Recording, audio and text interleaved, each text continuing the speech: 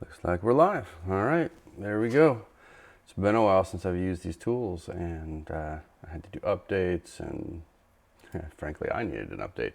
Hey, this is Tom from Inspiration Metalworks, and you guys remember me? It's been a while.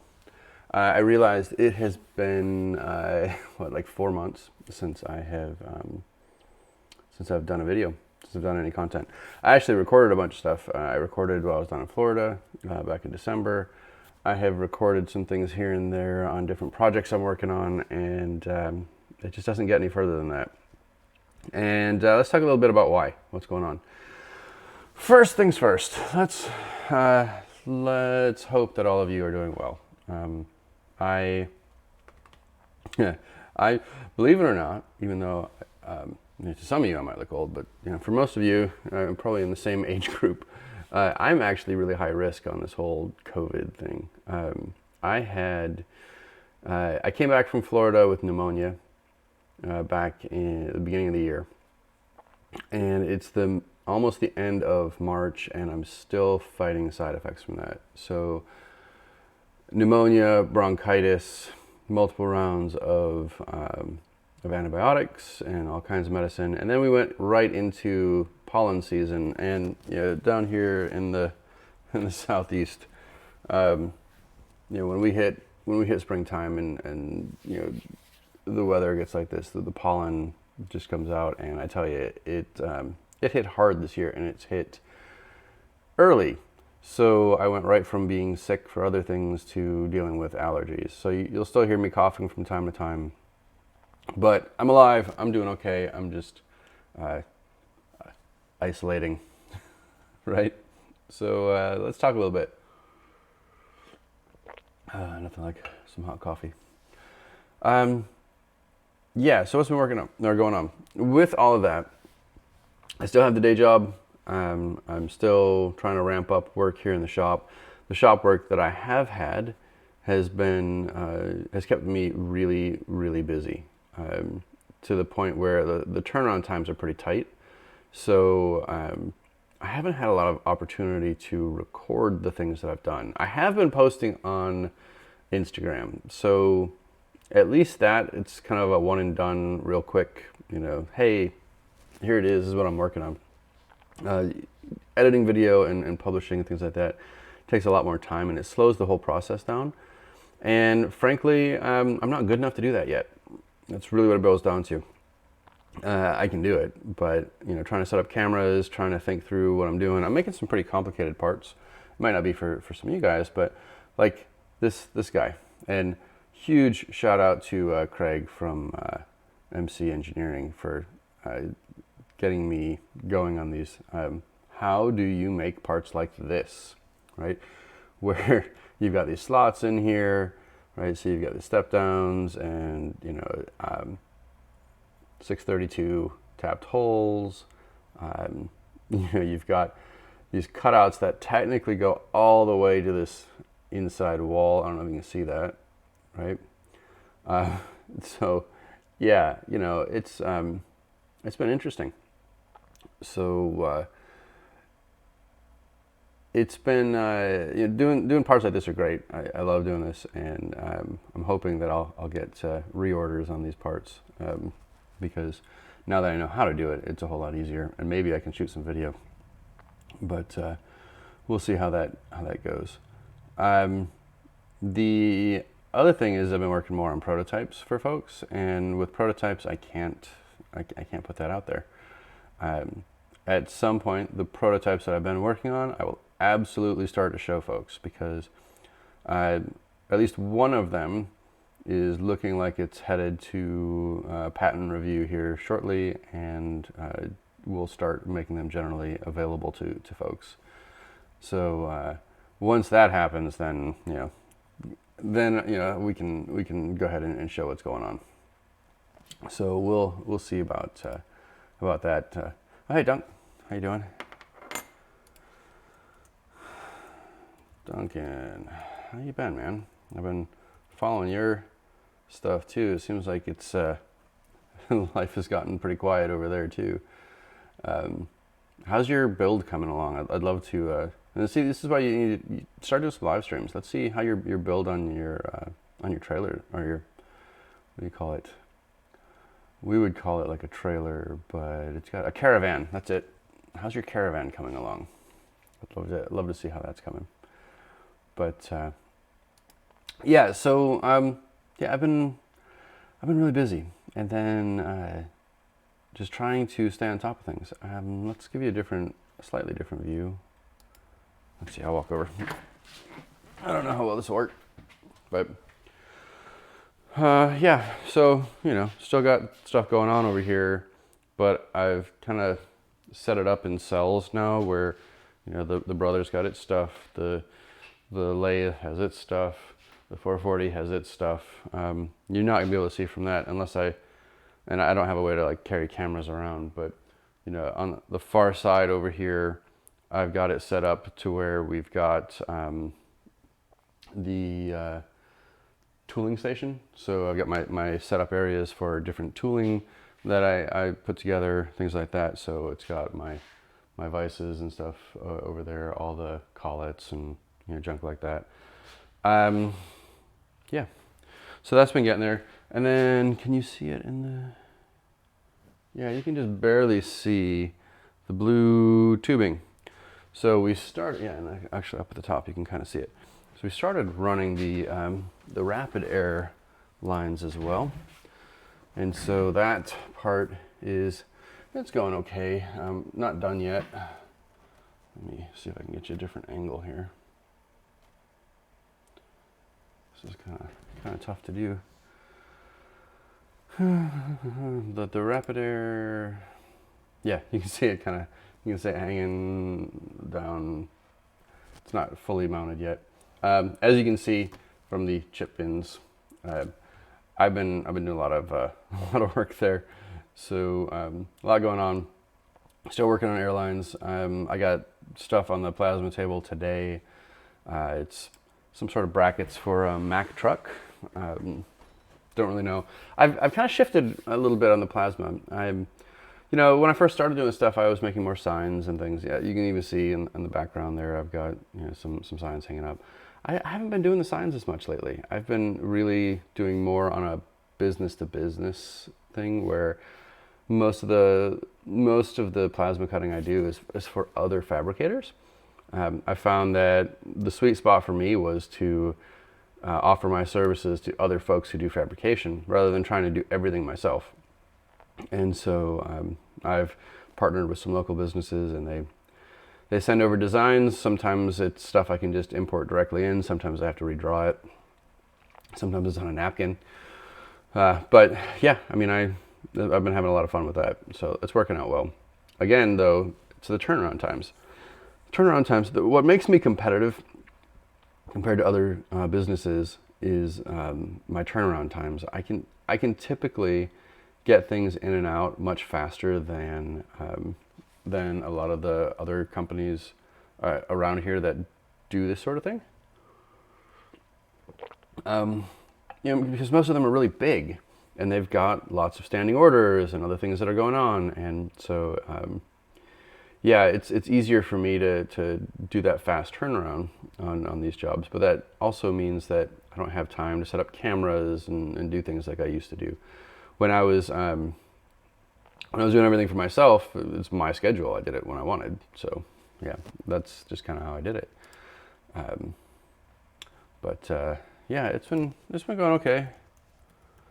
Sorry, there's a long lag. Like, I see some of the chat come in long before the video ever catches up to it. So, but anyways, yeah. So things are going okay. It's just a little on the crazy side.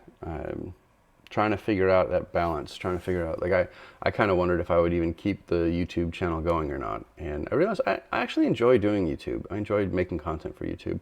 So what I'm trying to do is figure out a way to set aside certain time for YouTube, for that content creation. I'm not going to go into the I'm not going to dive super deep in in the video editing anymore. I'm just going to do real basic stuff and get it out the door, as opposed to trying to do everything. I found that when I try and really do the super video editing, I get so wrapped up in the editing that the content, it kind of becomes the secondary part of it, and that's not what this is about. This is about the content. So I'd rather, and if you look at some of the other folks out there that are doing it, look at like Jimmy DiResta, he does some great videos. He's using iMovie for that, like the most basic stuff. And so that's what I've done. I've actually switched. Actually, I can, do I have it on here? I might. Let's see. Let's do this. So you guys can see how my setup is right now. I've got my broadcast stuff, so you get the weird thing. And I get the live stream from YouTube with the chat window and everything on here. But I'm using Adobe Premiere Rush at this point. I don't have a Mac in the shop anymore. I used to, but the only Mac that I have that's of sufficient performance to do that is actually the one that I use for my day job, and so I can't use that. But yeah, so this is what I use. I use Premiere Rush. So this is the last, I think this is the high-speed milling video that I did. So if you look at it, if we open it,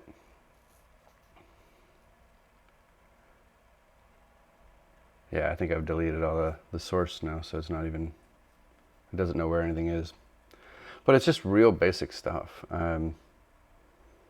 So it works out well. I don't know if I can show how this works. Let's see. I've got, I don't know that I've got enough stuff here to do it. Well, anyways, I'll do a video on Adobe Rush, because I think it's worth seeing. It's not free. It's like $10 a month, but it's super easy. It does a nice job on it, and I've been real happy with it. So I don't know if anybody else has ever used it, but tried it all in one take. Yeah, doesn't work so well that way for me. Anyways, yeah. So let's talk a little bit about this part. We're like 13 minutes into this video, and this was the topic that I wanted to talk about was this. So let's talk about how we did this.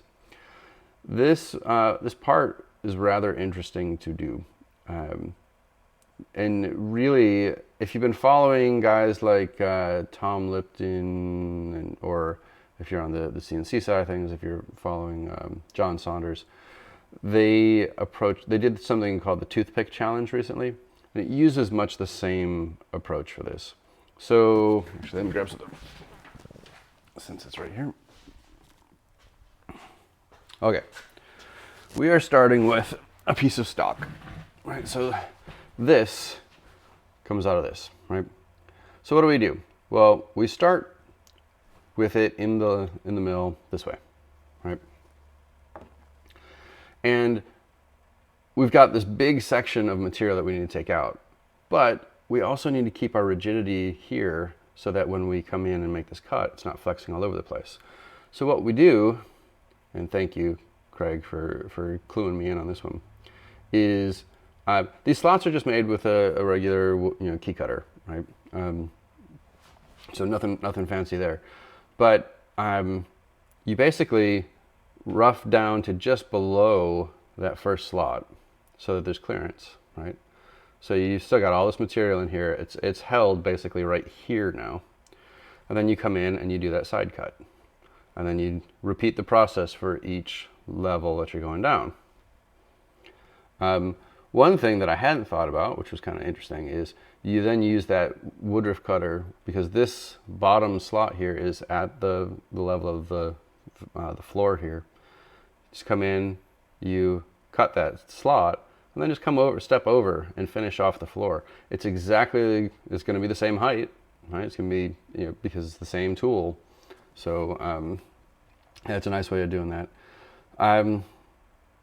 So that was the most complicated part of this. And then some of it's just work holding. you've got to take out all this material to include this. Well, if you're clamping it this way, so if you've got it this way in the vise and it's clamping like this, and you're taking out that middle section, guess what? It's going to want to collapse on you a little bit, right? So hold it in the vise this way, right? Use soft jaws so that when you're coming in and out of here, if you've already done all of the outside contouring, when you're coming in and out of here, you're basically just cutting into the soft jaw for a minute there. But then it's just creating that relief to clean things up the first time you do it, and then every other time you go in, it's just going in and cutting it out. I got to use some rather small tooling. Well, it's small for me. Those are 16th corners in there. So, or I was using a 16th end mill for those corners. Again, go in with an 1/8 and then hit it with 16th just to clean up the things that you need. Rigid tapping 632. Hey, it really isn't a problem, right? Just make sure that you're held right. And again, you don't want to hold it where it can flex. Hold it so that it's against the, it's holding everything nice and tight. And again, it's no problem. So we're looking at, for this one part, 3 setups. It's a phased approach at machining, right? We're stepping down and cutting into it instead of taking all this material out first and then coming in and getting that chatter, because this sidewall is not very rigid at that point, right? And then don't forget deburring. So this is one that hasn't been finished, but yeah, these edges here, they can be pretty sharp, and it doesn't take much, but yeah, don't forget deburring. So yeah, and what's really nice when you're doing stuff like this is, like on the Brother, I've got the multi-station vices, so I could do 6 at a time. Although I'll be honest with you, quantity on this is only 10. For the amount of time it takes me to try and get each position set up and dialed in right, it was easier just to set the one up and just swap them out, because as I was programming for, or this op was running, I was programming this op, and then when this op was done, or while this op was running, I was programming this op. So it's not that big a deal. I think these parts took about 10 minutes to make each, so not terribly bad. And in all honesty, I could make these on my 440. I didn't think I could when I first looked at it, but taking it in that little, small step down and then cutting over and everything, yeah, I mean, it doesn't take a great big machine to make parts like this. So kind of a neat part, and a good way to illustrate some of the stuff. Hey, Zach. All right. Excellent. Yeah, I'm not going to stay on too much longer. I just wanted to kind of touch base. Right now, so I'm in one of these industries. So my day job is in an industry that's considered mission critical. So we're still working. And the one thing about it, though, for me, is I am able to work from home. So I've been doing that for the last week or so. That's been going well. But I do have to go. I got to go in on Monday. Tomorrow I'll go into the office for part of the time.